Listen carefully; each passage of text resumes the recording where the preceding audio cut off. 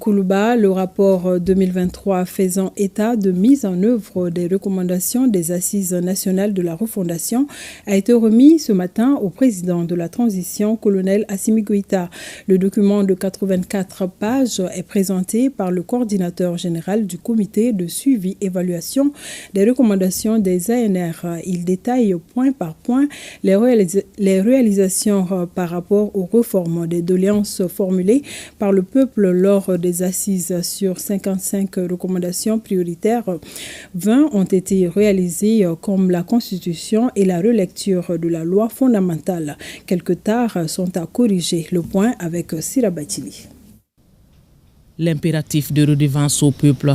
Après l'expression des Mali nouveaux sur papier, sa mise en œuvre s'évalue. Un exercice annuel confié par le président de la transition, colonel Assimi Goïta, au comité de suivi-évaluation de la mise en œuvre des recommandations des Assises nationales de la refondation.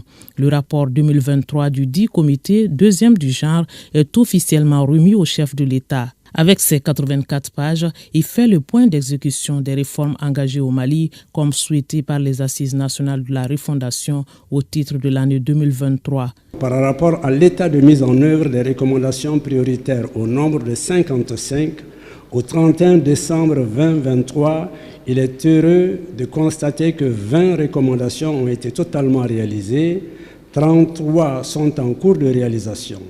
S'agissant des recommandations non prioritaires au nombre de 309, à la date du 31 décembre 2023, on note la réalisation de 19 recommandations et on constate que 121 sont en cours de réalisation. Il faut comprendre par recommandations prioritaires celles qui sont urgentes et nécessaires à la refondation.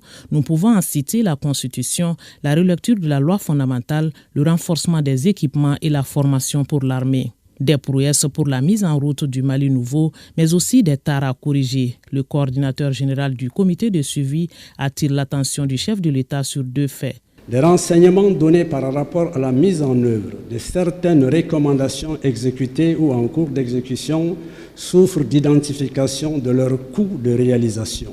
Aussi, autant le comité indépendant salue les interactions avec le personnel technique des départements ministériels, autant le CNCR déplore les vieux réflexes de défense de certains responsables de structures, à savoir le manque de concertation sur les actions inscrites dans le cadre stratégique de la refondation, la non-disponibilité de certains cadres, la lenteur dans le processus de précision des points focaux chargés du relais d'information. Dans son intervention, le président de la transition a rappelé sa vision à travers les différents forats organisés au Mali et l'impérieuse nécessité de la mise en œuvre des différentes recommandations. Les différents forats tenus depuis le début de la transition ont, après un diagnostic sans complaisance des maux qui minent notre nation, poser les fondements du Mali-Croix à travers des recommandations pertinentes. Les recommandations des Assises nationales de la refondation, faut-il les rappeler, étaient au nombre de 517. Elles ont servi de base pour l'élaboration par le gouvernement des cadres stratégiques de la refondation de l'État. Dans ces documents, les actions répertoriées avaient été réparties en 3 catégories, notamment 55 actions prioritaires, 153 actions prioritaires complémentaires et 309 actions non prioritaires pour la période de la transition.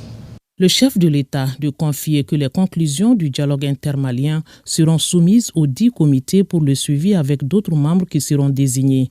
Puisque c'est l'heure de faire le bilan, le colonel Assimi Goïta rappelle sa détermination à suivre la mise en œuvre de ces recommandations avec l'équipe gouvernementale tout en rappelant les acquis. Je me réjouis de constater qu'en termes de bilan, sur les 55 actions prioritaires, 20 ont été réalisées au 31 décembre 2023, soit 36,36%. Les actions prioritaires en cours de réalisation au 31 décembre 2023 sont au nombre de 33, soit 60%. Il reste encore 2 recommandations prioritaires qui n'ont pas encore connu un début de mise en œuvre, à savoir la mise en place d'un juge des libertés et de la détention, et la création d'une structure de suivi et évaluation de la performance des activités du gouvernement. L'alarme sonne donc et il faut agir. Pas question de décevoir le peuple qui fonde beaucoup d'espoir sur ces réformes pour un Mali nouveau, même si les recommandations primaires se concrétisent au rythme voulu. Le président de la transition rappelle l'urgence et la nécessité de ces recommandations pour la refondation, d'où la création du comité de suivi et évaluation qui est indépendant dans le but d'avoir des résultats probants. Vous devez continuer à travailler avec rigueur et identifier tous les problèmes, quelle que soit leur nature, pour pouvoir agir sur leurs causes et faire en sorte que la volonté du peuple puisse s'accomplir. Le peuple malien, dont je salue la résilience, est attentif à tout ce qui se passe dans l'environnement national et international. Ce Mali nouveau est celui qui s'inscrit dans une vision fondée sur le respect de la souveraineté de l'État, les choix souverains du peuple et la défense de ses intérêts. C'est au prix des efforts constants de tous que nous atteindrons notre objectif global qui est d'apaiser le Mali, le rendre fort et prospère.